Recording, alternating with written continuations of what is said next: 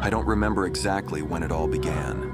Maybe it was the first time I heard laughter in the empty room, or perhaps it was when the darkness seemed to grow thicker, as if it was swallowing everything around me. But one thing is certain, I have lost control of my mind. My name is Jay, an independent writer who has found some success with horror short stories. But the more successful I became, the more I felt disconnected from reality.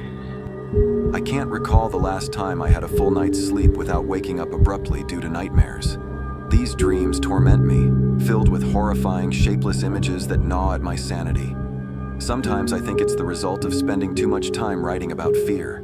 But lately, it feels like something far worse has taken hold of me. When I decided to visit an abandoned house on the outskirts of town, once famous for its dark, mysterious past, I told myself I was merely searching for inspiration for my new book.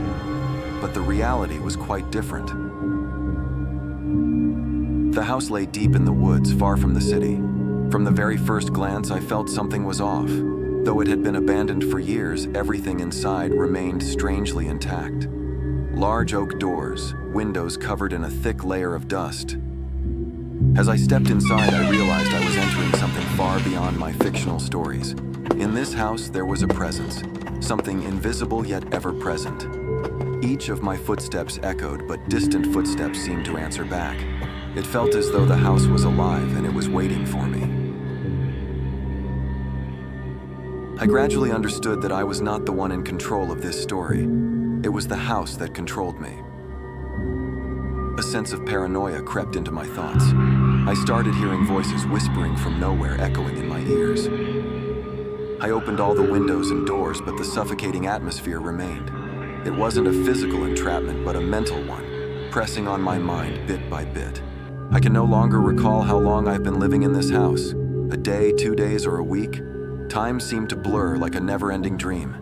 But one thing I'm certain of is that whenever I look into the mirror, I no longer see myself.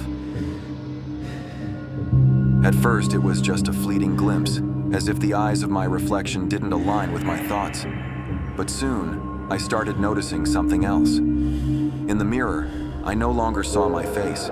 Instead, I saw blurry, shifting faces. It wasn't just one face, but many, changing continuously. Each face seemed to be a buried part of the past, but I couldn't remember whose they were or why they appeared. I began to fear any surface that could reflect.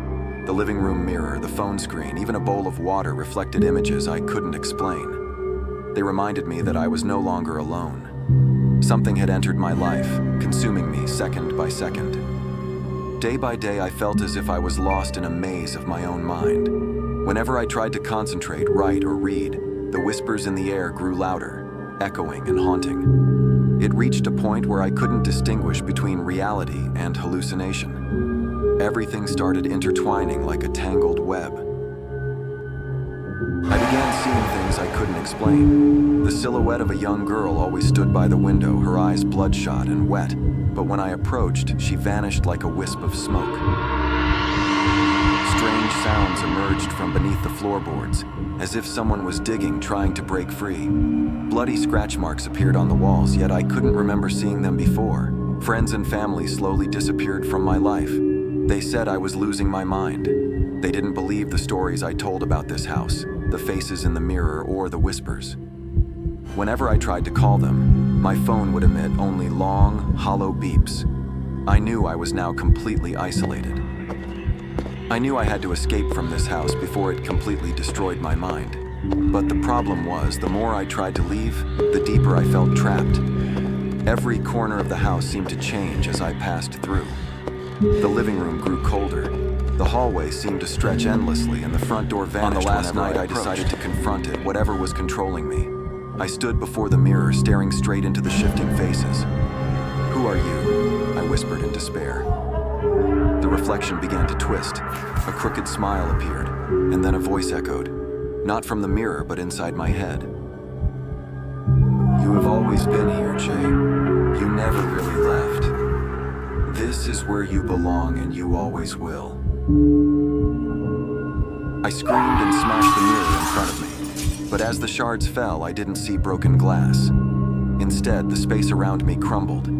Everything became a chaotic blend of memories, faces I had seen, voices I had heard, all merging together in a spiral with no way out. The next morning, the police found me in an empty room amidst a sea of broken glass. No mirror, no sign of anyone else. They said I had been there for weeks, living alone in an abandoned house no one dared to enter. They didn't understand why I came there or how I survived. But I know the truth. The house was never empty. It was a part of me, and when I left, I never truly left. I carried it within me. And those voices, they never stop.